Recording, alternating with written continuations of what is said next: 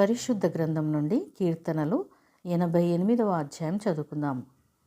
యెహోవా నాకు రక్షణకర్తవగు దేవా, రాత్రివేళ నేను నీ సన్నిధిని మొర్రపెట్టునాడు నా ప్రార్థన నీ సన్నిధిని చేరునుగాక. నా మొరరకు చెవియొగ్గుము.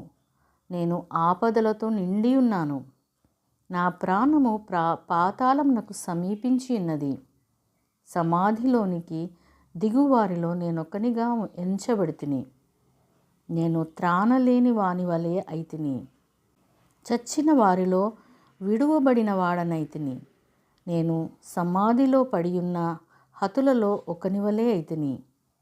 నీవిక స్మరింపని వారి వలె అయితిని. వారు నీ చేతిలో నుండి తొలగిపోయి ఉన్నారు కదా. అగాధమైన గుంటలోనూ చీకటి గల చోట్లలోనూ అగాధ జలములలోనూ నీవు నన్ను పరుండబెట్టి ఉన్నావు. నీ ఉగ్రత నా మీద బరువుగా ఉన్నది.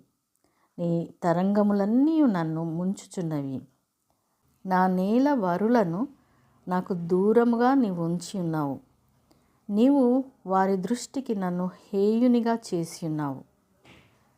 వెలుపలికి రావల్ల గాకుండా నేను బంధింపబడి ఉన్నాను. బాధ చేత నా కన్ను క్షీణించుచున్నది.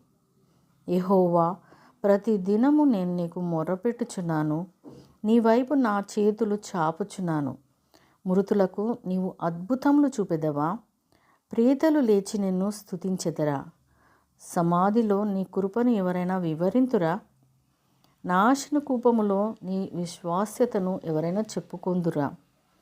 అంధకారంలో నీ అద్భుతములు తెలియనగునా?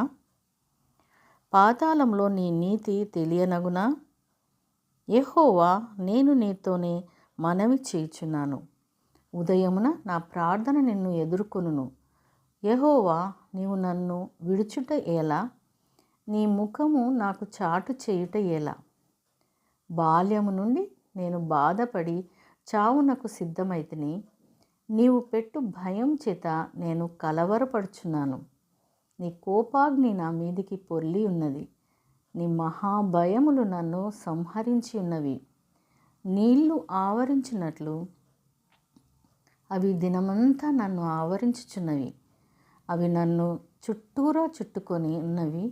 నా ప్రియులను స్నేహితులను నీవు నాకు దూరముగా ఉంచి ఉన్నావు. చీకటియే నాకు బంధువర్గమాయెను. దేవుడు తన పరిశుద్ధ వాక్యమును మనందరి వినికిడిలో ఫలింపచేయునుగాక. ఆమెన్.